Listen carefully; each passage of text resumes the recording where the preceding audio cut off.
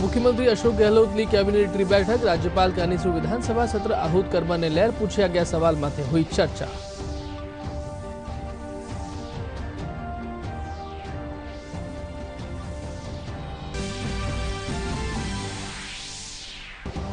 आज विश्व हेपेटाइटिस दिवस है। नई दिल्ली में कॉन्क्लेव हुयो आयोजन। लोकसभा अध्यक्ष समेत केंद्रीय मंत्री कर्या संबोधित।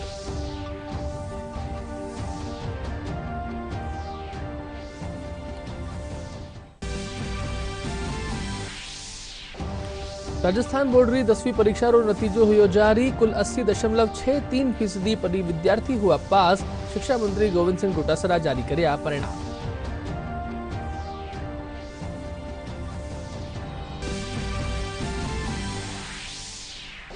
प्रधानमंत्री देशवासियों से त्योहार री टाइम कोरोना ने लहर खास सतर्कता बरतवारी की अपील। प्रदेश में आज 406 कोरोना संक्रमित आया सामे।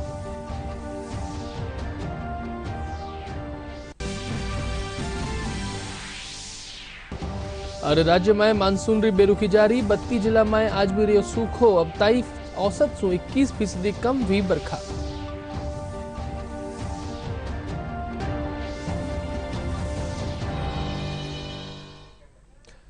नमस्कार, राजस्थानी समाचार में आपरो घणो स्वागत। मैं निधीश गोयल। अब समाचार विगतवार। राज्य मंत्रिमंडल विधानसभा रो खास सत्र बुलावा खातर एक बार फेरू राज्यपाल ने प्रस्ताव भेजवा रो फैसलो कर्यो है।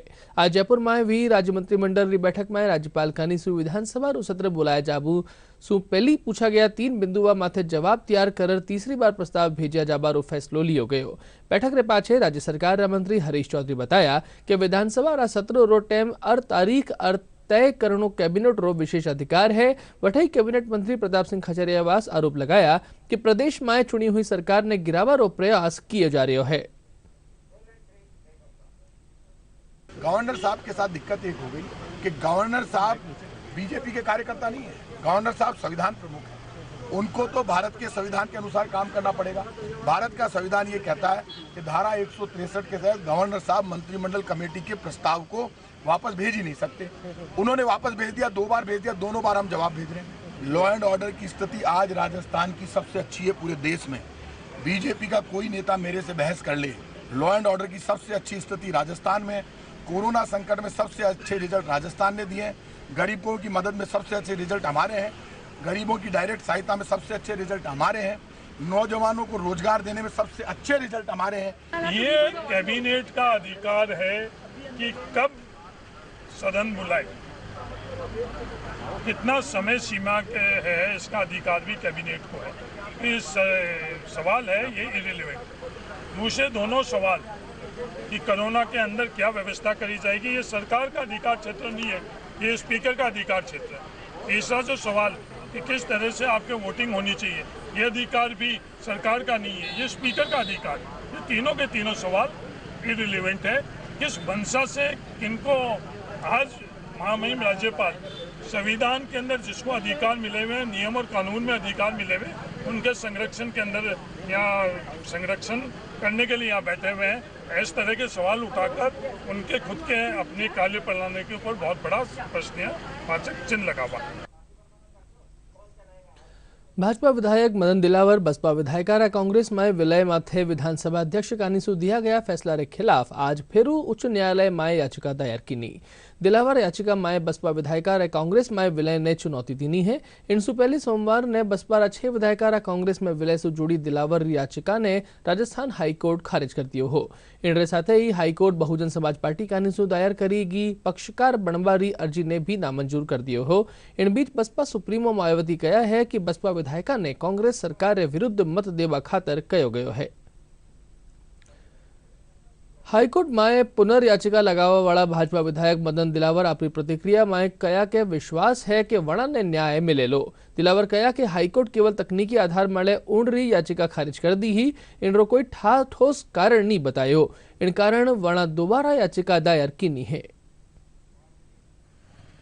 हाईकोर्ट से मुझे पूरी आशा है कि न्याय मिलेगा, क्योंकि जो माननीय विधानसभा अध्यक्ष महोदय हैं राजस्थान विधानसभा के, उन्होंने जो मेरी याचिका को खारिज किया है उसके ठोस कारण नहीं बताए और टेक्निकल आधार पर खारिज किया है। टेक्निकल आधार ये माना है कि जो आपने याचिका लगाई है उसमें जो राजस्थान विधानसभा में जो बसपा के विधायकों ने कांग्रेस में जो विलय हुए पार्टी से उसके जो आदेश की कॉपी, विधानसभा अध्यक्ष के आदेश की कॉपी, उस कॉपी को सत्यापित नहीं करवाया है, न ही मैंने हस्ताक्षर किए हैं, ऐसा उनका कहना है। जबकि सुप्रीम कोर्ट के ऑर्डर्स हैं कि ऐसे दल बदल कानून जैसे मामलों में यदि कोई छोटी मोटी गलतियां भी हैं तो उसको नजरअंदाज करके मेरिट के आधार पर डिसाइड करना चाहिए। लेकिन माननीय अध्यक्ष महोदय ने ऐसा नहीं किया। मुझे ऐसा लगा कि जैसे कोई पूर्वाग्रह से ग्रसित थे और पहले ही मन बना के आए थे कि मदन दिलावर की याचिका को खारिज करना है। आज विश्व हेपेटाइटिस दिवस है। हेपेटाइटिस रा खतरा एनरा संक्रमण और एनरा बचाव खातर जागरूकता वास्ते यह दिन मनायो जावे है। नई दिल्ली में इन खातर एक कॉन्क्लेव रो आयोजन करियो गयो। कॉन्क्लेव ने संबोधित करता थका लोकसभा अध्यक्ष ओम बिरला कहा कि माको प्रयास सब लोगा में जागरूकता पैदा कर हेपेटाइटिस ने रोकणो है। कॉन्क्लेव ने केंद्रीय मंत्री डॉक्टर रविशंकर प्रसाद और डॉक्टर हर्षवर्धन भी संबोधित कर्या। विश्व हेपेटाइटिस दिवस के अवसर पर लोकसभा अध्यक्ष ओम बिरला, केंद्रीय स्वास्थ्य मंत्री डॉक्टर हर्षवर्धन सहित कई अन्य मंत्रियों ने सांसदों के साथ संवाद किया। इस अवसर पर सभी सांसदों ने हेपेटाइटिस के विरुद्ध एकजुटता का संकल्प लिया। एम्पैथी कॉन्क्लेव को संबोधित करते हुए लोकसभा अध्यक्ष ओम बिरला ने कहा कि हेपेटाइटिस बी और सी से निजात दिलाने के लिए मिलजुल कर प्रयास करना जरूरी है और इसके समाधान के लिए जन जागरण जरूरी है। हम किस तरीके से देश के अंदर हेपेटाइटिस बी और सी को रोक पाए और इसके लिए व्यापक प्रयास भी किए गए थे, क्योंकि पिछली बार एक अनुभव किया गया था कि पहले इसकी पहचान की जाए और पहचान करने के बाद इसके रोकथाम के इंतजाम किया जाए। कि WHO ने भी ये अभियान चलाया है और अन्य संस्थाओं के साथ साथ यूएन ने भी कहा है कि 2030 तक हम इस बीमारी को समाप्त करने के लक्ष्य को पूरा करें। भारत सरकार ने भी, हम जानते हैं कि इसके हेपेटाइटिस के प्रिवेंशन के लिए, कंट्रोल के लिए इसको अपनी प्राथमिकताओं में रखा है और सारे देश में नेशनल हेल्थ मिशन के थ्रू इसके प्रिवेंशन के लिए नीचे के स्तर तक इसके लिए सब प्रकार की जो सुविधाएं हैं उसको उपलब्ध कराने के लिए प्रयास हो रहे हैं। जो देश में 1.5 lakh health and wellness centres बनाए जा रहे हैं, वहां पर भी प्रिवेंशन के ऊपर बहुत बड़ा फोकस है।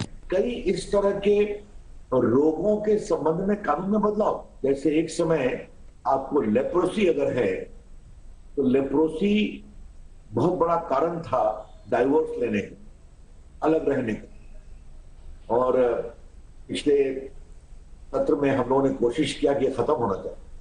आज लेप्रोसी क्योरेबल है और अध्यक्ष जी आपको बताते हुए मुझे बहुत हर्ष हो रहा है, उन्होंने मिलकर सदन से ये बिल पारित किया।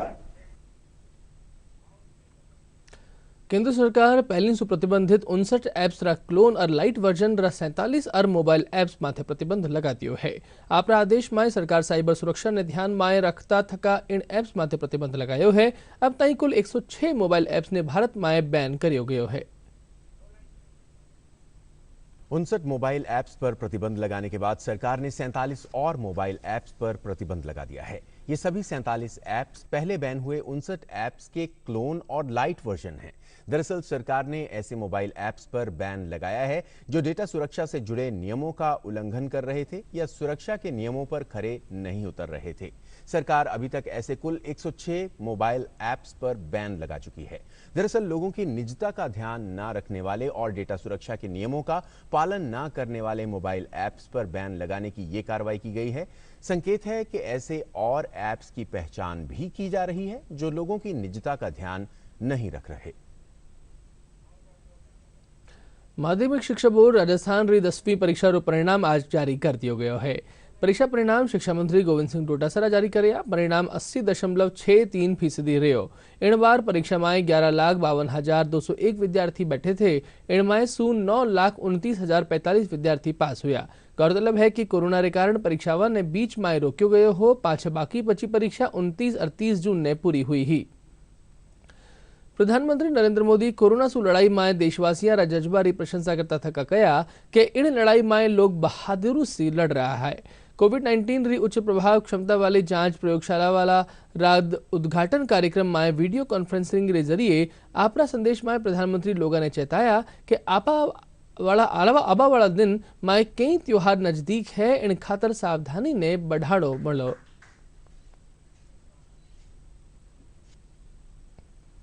देश के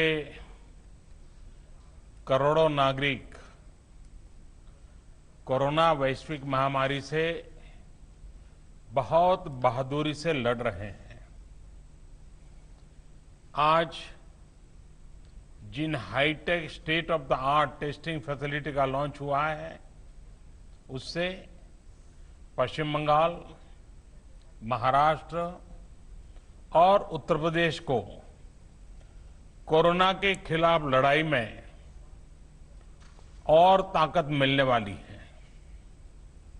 साथियों, दिल्ली, एनसीआर, मुंबई और कोलकाता आर्थिक गतिविधियों के भी बड़े सेंटर हैं। यहां देश के लाखों युवा अपने कैरियर को, अपने सपनों को पूरा करने आते हैं। अब तीनों जगह टेस्ट की जो उपलब्ध कैपेसिटी है, उसमें 10,000 टेस्ट की कैपेसिटी और जुड़ने जा रही है। साथियों, आने वाले समय में बहुत सारे त्योहार आने वाले हैं। हमारी ये उत्सव उल्लास का कारण बने, लोगों में संक्रमण न फैले, इसके लिए हमें हर सावधानी रखनी है। हमें ये भी देखते रहना होगा कि उत्सव के इस समय में गरीब परिवारों को परेशानी ना हो। प्रधानमंत्री गरीब कल्याण अन्न योजना का लाभ हर गरीब परिवार तक समय पर पहुंचे, हमें ये भी सुनिश्चित करना है।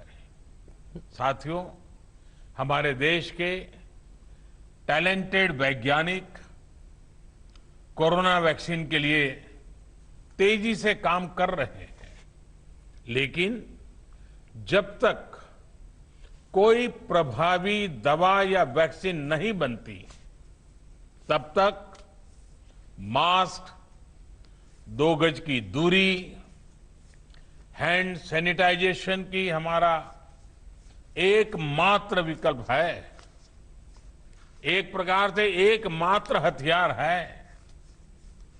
हमें खुद भी बचना है और घर में छोटी बड़ी आयु के सभी परिजनों को भी बचाना है।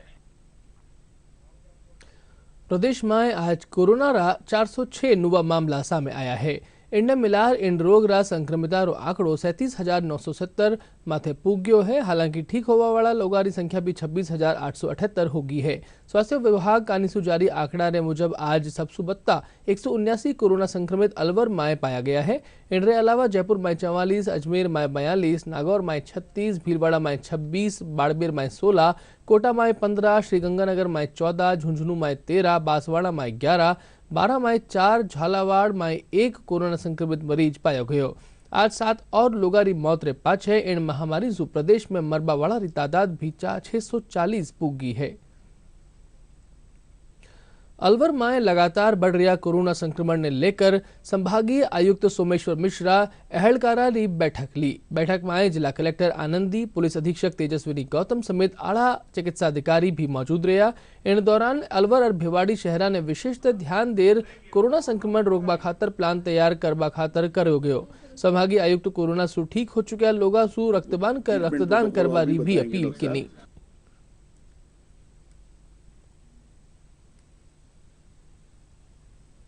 एक बड़ी अच्छी सी बात आई है जो राजस्थान जिसमें अग्रणी रहा है कि हमने, देखिए प्रकृति में बहुत ताकत है। जो रोग है उसी में रोग प्रतिरोधक क्षमता भी है। मेडिकल कॉलेज के प्रिंसिपल साहब के साथ सब लोगों से हमने गंभीरता से बात की और सरकार का और माननीय मुख्यमंत्री महोदय का भी ये संदेश है कि ये अधिक से अधिक इसको एक रक्तदान करने के लिए युवाओं में और सभी में उत्साह बनाइए।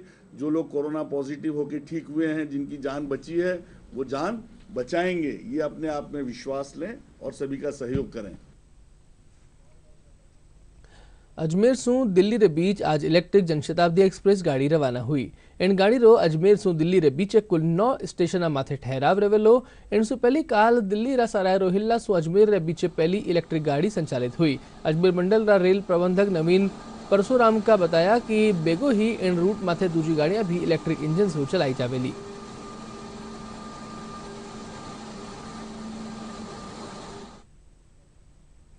भ्रष्टाचार निरोधक ब्यूरो आज वाणिज्य कर विभाग रा एक सहायक आयुक्त ने 5,000 रुपए री रिश्वत लेता गिरफ्तार कर्या। आरोपी श्री गंगानगर जिला रा रायसिंह नगर माए नियुक्त हो। विभाग एक दूजा कार्रवाई माए जयपुर रा बाल संरक्षण न्यायालय रा लिपिक ने 3,000 रुपया री घूस लेवता रंगे हाथ गिरफ्तार कर्या है। आरोपी रिश्वत री या रकम एक व्यक्ति सु उंडरा पक्ष माए मामलो रो सत्यावन करवा रे एवज माए मांगी ही।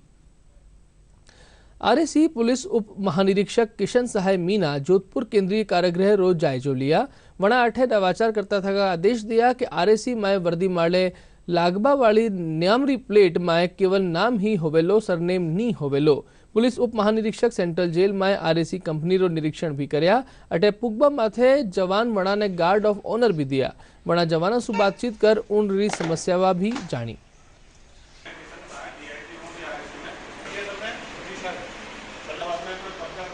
आरएसी की सी कंपनी है 13वीं बटालियन की, ये जेल में तैनात है जोधपुर जेल में। इसका विजिट किया, अभी मैं संपर्क सभा ले रहा हूँ और जवानों से जो भी इनकी समस्या है उसके बारे में पूछा जाएगा।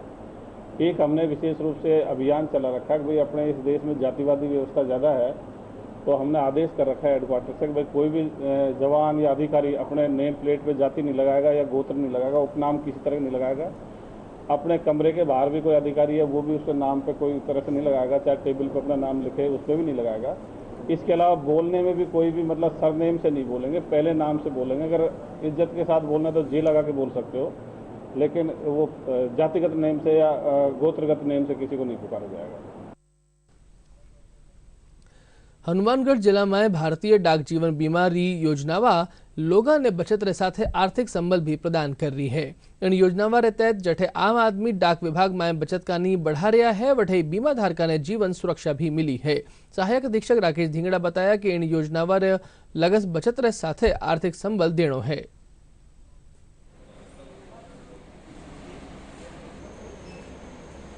मैंने डाक विभाग की तरफ से जो PLI है इसमें 10 साल पहले अपना वो खाता खुलवाया था और एक मीडिया जी एजेंट थे इसके, उन्होंने मेरे को इसके बारे में फायदे भी बताए। मेरी मैच्योरिटी अब 10 साल बाद हुई है और मेरे को उस पैसे का चेक है इन्होंने हाथों हाथ दिया। PLI है उसमें बड़ी अमाउंट की PLI करवाने की योजना है ताकि बच्चों का भविष्य सिक्योर रखा जा सके। और आज के इस आर्थिक युग में एक बड़ी अमाउंट एजुकेशन पर्पज से जो चाहिए वो एक मुश्त इकट्ठी भी हो सके। डाक जीवन बीमा भारतीय डाक विभाग की ओर से प्रारंभ की गई एक बहुत ही अच्छी योजना है। यह 1 फरवरी 1884 को शुरू की गई थी। इसमें सरकारी कर्मचारियों, अर्ध सरकारी कर्मचारियों, भारत सरकार और के केंद्र सरकार, राज्य सरकार के अंडरटेकिंग कर्मचारियों और निजी बैंकों के कर्मचारियों की ये की जाती है। इसमें मिनिमम आयु 19 वर्ष और अधिकतम 55 है और इसमें मिनिमम वैल्यू इसकी 10,000 रुपये से 50 लाख रुपए तक ये की जा सकती है। भारतीय डाक जीवन बीमा का हम नई पॉलिसी है, पिछले वित्तीय वर्ष में 22 करोड़ 56 लाख के करीबन हम नई पॉलिसी जारी कर चुके हैं। इसके अलावा हमने परिपक्वता भुगतान जो मैच्योरिटी क्लेम है वो 5 करोड़ 18 लाख के करीबन हमने जो परिपक्वता भुगतान किया है और मृत्यु दावा प्रकरण है वो हम 16 लाख 18 हज़ार के करीबन कर चुके हैं। और कोविड-19 के बाद भी हम 2 करोड़ 65 लाख के करीबन नई पॉलिसियाँ जारी कर चुके हैं। योजना के तहत जहां ज़रूरतमंद परिवारों ने अपने बचत के माध्यम से जुड़कर आर्थिक लाभ लिया है, वहीं उन्हें इस योजना से जुड़ने के बाद आर्थिक संबल भी मिला है। ग्रामीण मीडिया DD न्यूज़ हनुमानगढ़। ઝુંઝુનુમાં આંગણવાડી કેન્દ્ર માથે ગર્ભવતી મહિલાઓને પૌષ્ટિક આહાર સાથે જૈવિક ખાद से उत्पादित सब्जियां भी बांटी जा रही है। इन केंद्र माथे गर्भवती महिलाओं पूरा पौष्टिक खातर जन सहयोग सूक या कार्यक्रम शुरू करो गयो है। महिला और बाल विकास विभाग उपनिदेशक विप्लव न्योला बताया कि अब सरकार कानीसू इन माथे अनुदान भी शुरू करो गयो है। हर एक आंगनवाड़ी केंद्र ने 10-10 हजार रुपया सरकार कानीसू दिया जावेला। झुंझुनू जिले में सबसे पहले शुरुआत करते हुए जितने भी आंगनबाड़ी केंद्र हैं जहाँ पे जितनी भी स्पेस अवेलेबल थी, इसके साथ ही जो आंगनबाड़ी कार्यकर्ता मानदेय कर्मी हैं उन्हें घर में भी जितनी भी जगह अवेलेबल थी उन्हें वहाँ पोषण वाटिका तैयार करने के निर्देश दिए। प्रथम चरण में लगभग 150 आंगनबाड़ी केंद्रों पर ये पोषण वाटिकाएं फरवरी और मार्च माह में तैयार होनी शुरू हो गई थी। इसका मुख्य उद्देश्य था कि जितनी भी गर्भवती महिलाएं और धात्री महिलाएं जो बृहस्पतिवार को पोषाहार लेने आती हैं वहाँ पे उनको ऑर्गेनिक और उच्च गुणवत्ता की सब्जियां जिनका न्यूट्रिटिव वैल्यू ज्यादा हो वो उनको मिले। हमारे यहाँ की जो आंगनबाड़ियाँ हैं उनमें क्यारी बोई गई जिसमें पौष्टिक आहार हेतु जो सब्जी लगाई गई हैं गर्भवतियों को दी जाती है समय समय पर, ताकि उनके शरीर में जो कमी हो उसकी पूर्ति होती रहे, उनको प्रोटीन विटामिन ये सब मिलता रहे। इसके अकॉर्डिंग ये क्यारियाँ हमने बोई है। आंगनबाड़ी केंद्र में जो भी क्यारियाँ लगी हुई है उसमें से हरी सब्जियाँ वगैरह और पौष्टिक आहार टाइम टू टाइम दिया जाता है और हमें कॉल करके पूछा भी जाता है कि आपको मिल रहा है क्या। ककड़ी वगैरह सलाद वगैरह दिया जाता है, टाइम समय समय पर हमें पूछा जाता है और हमारी सारी जरूरतों का ध्यान रखा जाता है। राजस्थान वानिकी और वन्यजीव प्रशिक्षण संस्थान कानीसू लारला 1 बरस माए व्या विकास कामारा बारा माया विस्तार सु जानकारी दी गई। संस्थान का निदेशक हबरन वीसा ने बताया कि लारला बरस माए संस्थान माए इको फ्रेंडली भवन रो निर्माण करो गयो है, जिनसु संस्थान माए 32 टाइम धूप रहे है। इन साथे ही जीरो वेस्ट परिसर बीजासु हरियाली अभियान और पर्यावरण जागृति कार्यक्रम री प्रगति बाबत बताया। इस कक्ष का पुनर्निर्माण लगभग 7 माह पहले किया गया था और दिसंबर में इसको उपयोग करना प्रारंभ किया। इस कक्ष की विशेषता यह है कि इसमें ऐसे कुछ डिज़ाइन एलिमेंट्स का उपयोग किया है, सोलर पैसिव डिजाइन्स का उपयोग किया है, जिनसे ये कक्ष गर्मी के दिनों में बाहर की अपेक्षाकृत गर्मी से यहाँ काफ़ी ठंडा रहता है। प्रदेश राजकीय महाविद्यालय में आज सु प्रवेश प्रक्रिया शुरू हो चुकी है। प्रवेश लेवा वाला विद्यार्थी ऑनलाइन आवेदन पत्र 11 अगस्त तक जमा करा सके हैं। राजकीय महाविद्यालय जयपुर प्राचार्य डॉक्टर पुष्प पारीक बताया कि उंडरा कॉलेज में करीब 575 सीटा माथे प्रवेश दियो जावेला। इन कॉलेज में मूक बधिर विद्यार्थियों खातर भी सीटा रो निर्धारण करो गयो है। वणा बताया कि 17 अगस्त ने अंतरिम वरीयता सूची रो प्रकाशन वेला, जिनरे पाछे 22 अगस्त ने शुल्क जमा करावारी आखिरी तारीख है। प्रवेश विद्यार्थियों री प्रथम सूची रो प्रकाशन 25 अगस्त ने और 29 अगस्त से ऑनलाइन शिक्षण शुरू वेलो। सरकारी कॉलेज में फर्स्ट ईयर की एडमिशन प्रोसेस है वो आज से चालू हो चुका है और 11 अगस्त इसकी लास्ट डेट है। बीए पार्ट 1 में 200 सीटें हैं, 2 सेक्शन हैं और बीकॉम में 100 सीटें हैं, इसमें 1 सेक्शन है और बीएससी में मैथ्स में 1 सेक्शन है और बायो में 1 सेक्शन है, उसमें 88 सीटें हैं और 1 सेक्शन हमारे पास डेफ डम का भी है जहाँ पे मूक बधिर बच्चे पढ़ते हैं, उसमें भी 100 बच्चे हैं। पहली सूची का जो प्रकाशन है वो 17 अगस्त को होगा। उसके पश्चात अभ्यर्थियों को ई मित्र पर परीक्षा शुल्क जमा कराने की अंतिम तिथि है वो 22 अगस्त है और उसके पश्चात प्रवेशित विद्यार्थियों की जो प्रथम सूची का प्रकाशन है वो 25 अगस्त को होगा। प्रज्ञान प्रोजेक्ट के तहत आज राजधानी जयपुर में 3 शिक्षिका ने सम्मानित करो गयो। शिक्षा विभाग और ईडी इंडिया रा संयुक्त तत्वाधान में जयपुर और सवाई माधोपुर जिला में प्रज्ञान प्रोजेक्ट के तहत सोशल मीडिया रे जरिए शिक्षिका कानीसूक नवाचार करियो जा रही है। शिक्षिका अर्चना खुराना पहलो स्थान प्राप्त करया। इन प्रोजेक्ट रो उद्देश्य सोशल मीडिया रा जरिया सु जानकारी देनो है, जिनसु टाबरा ने स्कूली शिक्षा री जानकारी सुगमता सु दी जा सके। बच्चों के अंदर जो काबिलियत है वो बाहर आएगी, योग्यता बाहर आएगी, एक नई चीज उनको एक नया मंच मिलेगा कि हम इसके ऊपर काम करें, तो बच्चा आगे बढ़ के वो काम करेगा और उसका ज्ञान और वर्धन होगा। देश ने आजादी दिलावा खातर आपरी मैथव जोग भूमिका अदा करवा माए महाका स्वतंत्रता सेनानी आपरो योगदान दियो है। कई भारतीय आजादी री लड़ाई माए आपरो सब कुछ देश माळे न्योछावर करियो है। श्री माधवपुर खेतरा एड़ा ही स्वतंत्रता सेनानी रो नाम है कालिदास स्वामी, जो आपरी मातृभूमि री आजादी खातर आपरो सब कुछ न्योछावर कर दियो। 31 जनवरी 1931 ने सामान्य किसान परिवार माए जन्म्या कालिदास जी रा जीवन माथे महात्मा गांधी रो बहुत प्रभाव रह्यो। मैट्रिक ताई शिक्षा रे पछे वणा स्वतंत्रता संग्राम गतिविधियां माए शामिल वे गया। तत्कालीन स्वतंत्रता आंदोलन में स्वामी एक माह की कठोर कैद भी काटी ही। कालिदास जी स्वामी हमारे साथ में हैं, हम उनसे जानना चाहेंगे कि उन्होंने किस प्रकार से अपना योगदान इस देश की स्वतंत्रता के लिए उन्होंने दिए हैं। सारा देश जो है आज आज़ाद है, आज़ादी की सांस ले रहा है और नई नई योजना सरकार की चल रही हैं, उसमें कभी अच्छा लोगों को, किसानों को, मजदूरों को, सब लोगों को, अपने जो पढ़े लिखे हैं उनको, इंजीनियर हैं उनको, और उन सब लोगों को बड़ा फायदा मिल रहा है। कई नई नई योजनाएं, आत्मस्वावलंबन की योजना है, लोगों को जो है कन्या सुरक्षा योजना है, काश्तकारों की और भी कई योजनाएं जो सुविधा रही हैं वो भी अच्छा काम करें। तो ये इसके लाभ से जो है सरकार, जो वर्तमान सरकार है वो भी इस समय अच्छा काम करी है। और ये इस समय कोरोना का जो बीमारी चल रही है, महामारी है, दुनिया में फैल रही है, उसके लिए भी अच्छा काम सरकार, केंद्र सरकार। प्रदेश में मानसून री बेरुखी रे कारण राज्य रा बत्ता जिला में सूखो ही रह्यो। मौसम विभाग रे मुजब इन बार औसत से 21% कम बरखा दर्ज करी गई है। मौसम विभाग जयपुर निदेशक राधेश्याम शर्मा बताया कि जयपुर जिला में अब तक औसत से 29% कम बरखा दर्ज करी गई है। इन बीच विभाग उम्मीद जताई है कि 29 जुलाई से एक बार फेरू मानसून सक्रिय वे जावेलो। डीडी राजस्थान माथे प्रसारित सगला समाचार थे माका YouTube channel Rajasthan DD news माथे देख सको हो और खबर अपडेट खातर माका Twitter handle @DD news Rajasthan ने भी फॉलो कर सको हो। और अब खास खबरें एक बार फेरू।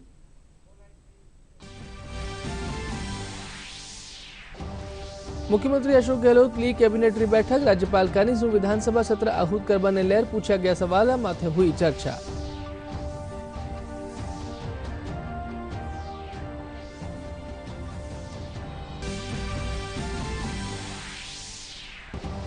आज विश्व हेपेटाइटिस दिवस है। नई दिल्ली में कॉन्क्लेव रू हुयो आयोजन, लोकसभा अध्यक्ष समेत केंद्रीय मंत्री कर्या संबोधित।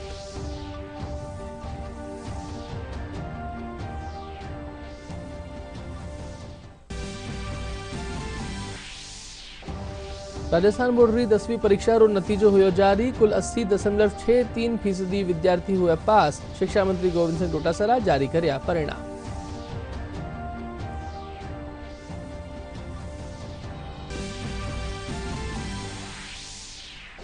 प्रधानमंत्री देशवासियों से त्योहारा री टीम कोरोना ने लेर खास सतर्कता बरतबारी कीनी अपील। प्रदेश में आज 406 कोरोना संक्रमित आया सामने।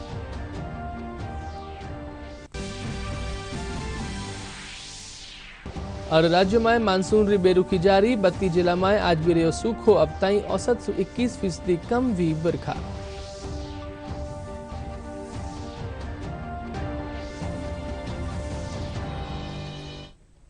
दूरदर्शन समाचार में अब ताई अतो ही अनुमति दीजिए। नमस्कार।